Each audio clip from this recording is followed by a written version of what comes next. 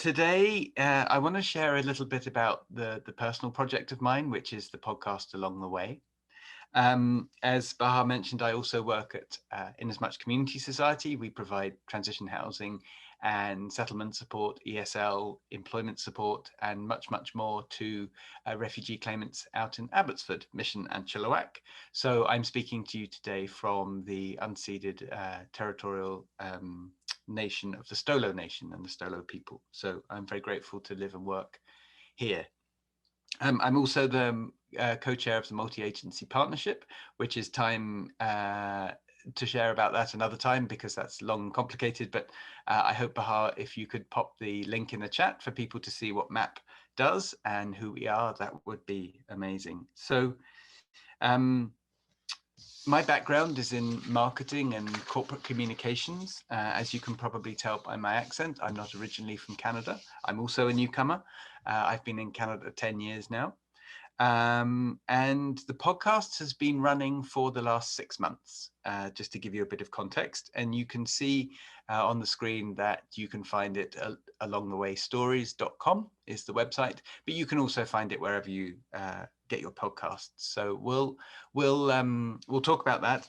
I just wanted to share today a little bit about how it started, how it actually runs, and some of the information behind how it works and what we do, and then a little bit about why we do what we do and the impact that it's had. So if we go back in time a little way to me growing up in England, actually, which is far more years than I care to remember. But growing up in the UK, we didn't actually have a television. And so I grew up listening to the radio and loved the radio, particularly talk radio. And it was something that as a young boy and growing up, it was always a little bit of a dream of mine to be in radio. But life got in the way and it never quite happened, as you would expect. And so it was a dream that had been put on hold for a long time.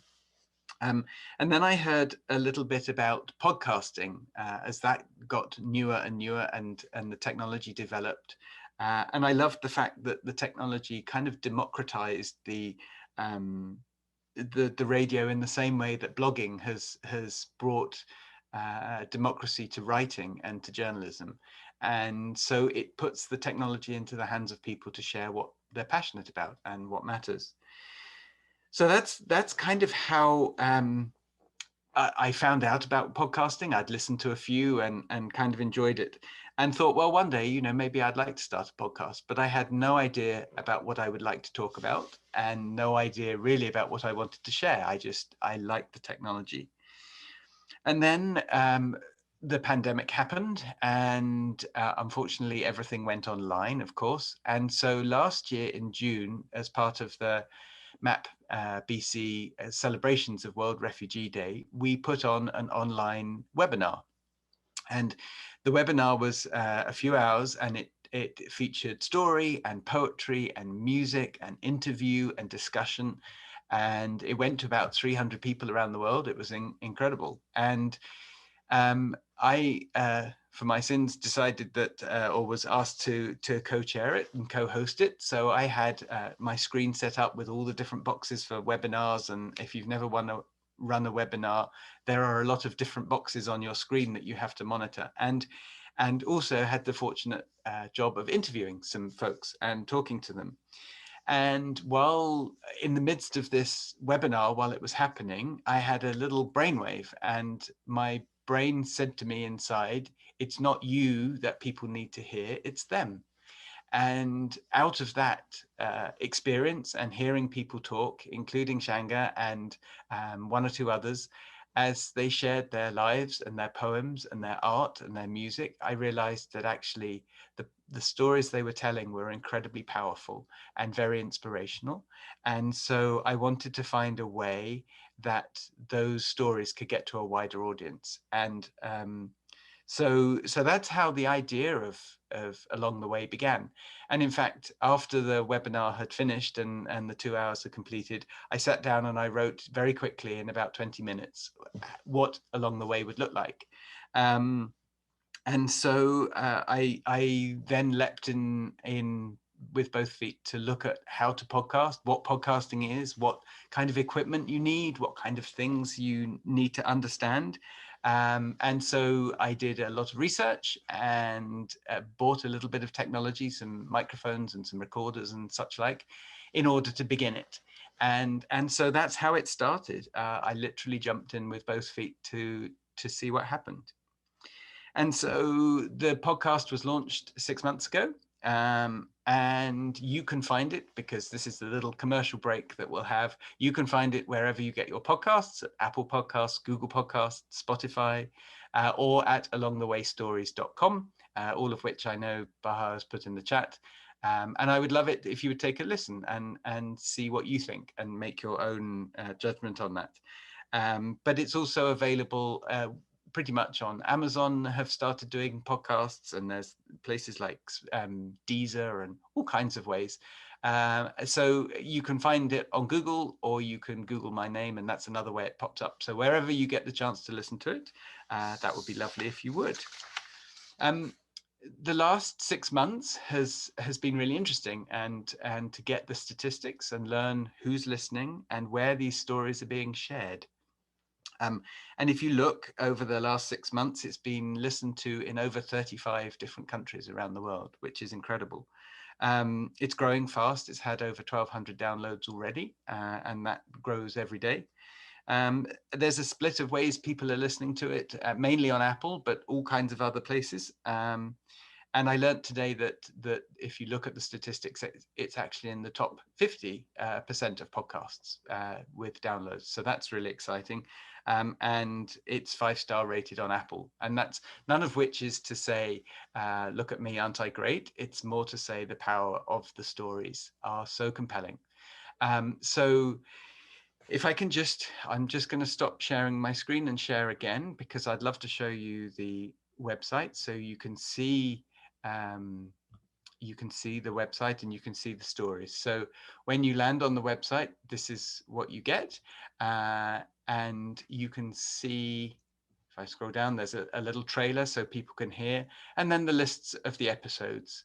And you'll be very pleased to see that episode 6 is Shanga, and episode 7 is actually her husband. So if you would like to hear their story from their voice, this is a good way to go. And you just click and you get the sound file if you want to listen, and a little biography and some of the links there. So that's how you can listen to it. And then I thought what I would do is I would just share a little bit to help people understand how the podcast works and how we actually do it, because it's not technology that's familiar to everybody. So to make a recording and to make an episode, I would say the most important thing is to listen. And so my job is listening to the refugees and the refugee claimants who want to share their story with me. And I never ask them to share anything that they don't want to. And I know they can always say no. And so if I meet somebody who I think would make a good subject for the podcast, I always ask. And if they say no, that's where the conversation ends. I'm very aware that people have different issues in their home country and families still there, where there's issues around safety and security. And that's the number one priority, their safety and the family safety first. So, but if someone is willing, and then I plan the episode and I plan what we're going to talk about. And the approach is to take the audience on a journey with the people who we talk to, with the guests. And it's a narrative experience, and it kind of broadly falls into three parts of an episode. The first is, what was life like in their home country before they came? What was it like? And then the second part is going on that journey. What was the journey to Canada like? How did they get here? What were some of the things that they faced? What were some of those issues? And then what's life like now? What's it been like to settle in Canada, and what does the future hold? So what I would do is I always have a pre meeting with the guest, and we just talk. We talk about their story. We talk about some of the things that they're passionate about, and I listen to their voice, and I listen to what matters to them.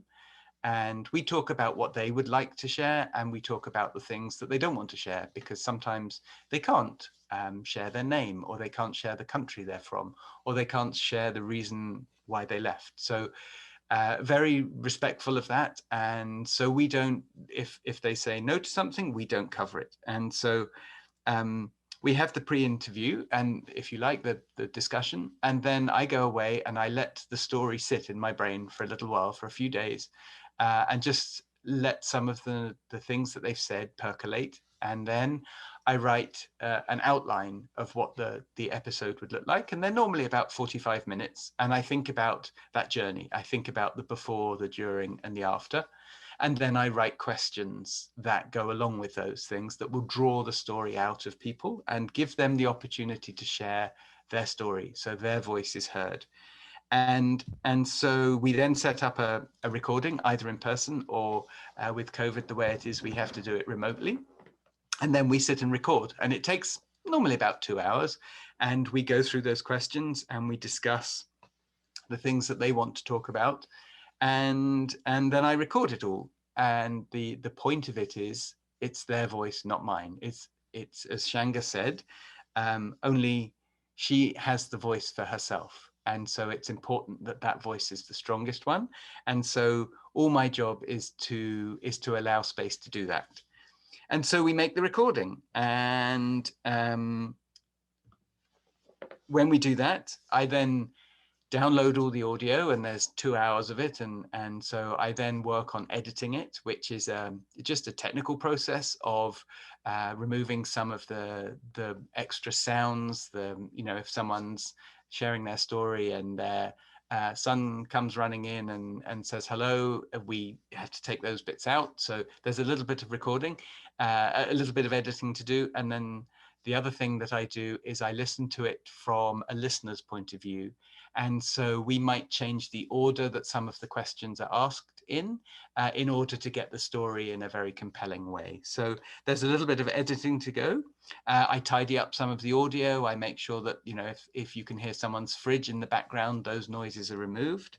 And then I record the introduction and the outro, as they call it, the intro and the outro, and then the bridges between those different sections and the questions. And then I do something which is very boring called mastering for levels, which means if you're listening to it in your earpods, you don't get very, very loud and very, very quiet. It evens out some of those noises. And then I upload it to a podcast host, it goes by the lovely name of Buzzsprout, and they host the podcast. And then it gets put out to all the different providers. So there's one central space where it gets uploaded to, and then all the podcast providers like Apple and Google and Spotify will grab it from there and host it on their sites. And then I work on writing the web page, building the web page for that particular episode, creating some social media, some little sound bites and things that I share. And then I schedule it for the second Wednesday of every month. So it's a monthly podcast. It happens on the second Wednesday of every month, and it goes from there. So in fact, the latest episode was Wednesday last week. And so it goes live first thing in the morning on the second Wednesday of the month. So that's a bit of background about the technical side of things, the how an episode is put together and the planning of it. But I guess the most important question today is why? What's the point of Along the Way stories, and why tell them, and why share them, and why have the podcast at all? And I think the answer to that, and I have thought about this a lot, is that stories are an incredibly powerful weapon to change people's hearts and minds. There's something about radio and there's something about podcasts that's very intimate, that the people listening are allowing you into your ears. And they might be driving, they might be at home, they might be working, they might be just sitting listening to it. But for the time they're listening, you have a very intimate relationship with them because it's just you and a voice. And I think what that does is it actually frees the imagination of the listener to walk in a little while in your shoes and in the journey of the folks that we've talked to. And the point of it was to put some voices and some truth around the headlines and the statistics. As Shanga mentioned, there's so much in the media that's about numbers and the number of people or the countries they come from or all the issues, but it doesn't make it personal. And what the point of Along the Way stories is to make it personal. And I guess one anecdote is my mum and dad live in the UK. They're in their 80s. They don't really particularly understand what I do or why I do it. And in the UK, they have a very different approach to people seeking asylum and refugee protection, and a very different atmosphere to Canada, particularly around immigration. And so my mum had never, first of all, I had to explain what a podcast was and how to make it work. But when she listened to it, she spoke to me the next time I spoke to her, and she said, I had no idea. I had no idea that people make the decisions they make and the journeys that they take. And she said, now when I hear people talking on the television or the radio about refugees or asylum seekers, I hear their voices. I hear the voices of the people on your podcast, and I realize what a cost it has been to them to get where they've got. And she said, it's changed my mind completely about what I thought because I had no idea. And so I guess that's a great example of why those stories are so powerful and why I want people to hear the voices of refugees and refugee claimants. I think the other thing it does is it empowers the guest. I think the fact that they can say, it's my story and I'm telling it my way and I'm proud of it is so important and empowering. And people have come back to me and said, I'm not just a refugee, I'm more than that, and I have lots to share. And I appreciate the opportunity to tell the truth of my home country, because sometimes we hear on the media about Syria particularly, and people think of it as a war zone, but for generations and thousands of years before, it wasn't. It was a cosmopolitan country that had a mix of people, and that gets lost in the narrative. So the point of Along the Way and the stories that people tell is to bring some truth to the headlines and statistics. And I guess the impact of it has been a surprise to me. I really didn't expect that it's had the impact that it's had. I didn't know some of these stories, and uh, speaking personally, I can't believe how brave and resilient folks are. And I also had no idea of a little idea, but some of the actual decisions you have to take to become a refugee and to make that journey. Um, and I think we all think about things differently when we hear those stories. And that's the impact of a podcast that's telling refugee stories, because it is bringing people's history, wider history, and learning, and those things that Shanga mentioned, that the voice of the folks on the podcast are there now, that they can share, and that people can hear the decisions that they made. And in 10 years time, 20 years time, when the time is right for people, for Shanga's son to listen to her story, it's there in her voice, and it's her way of telling the story. So I guess the impact is when one of my guests came back to me and said, I'm so proud of my story. I'm so glad I got to share. It helped put perspective to my story, and I finally felt heard, and I felt my journey mattered.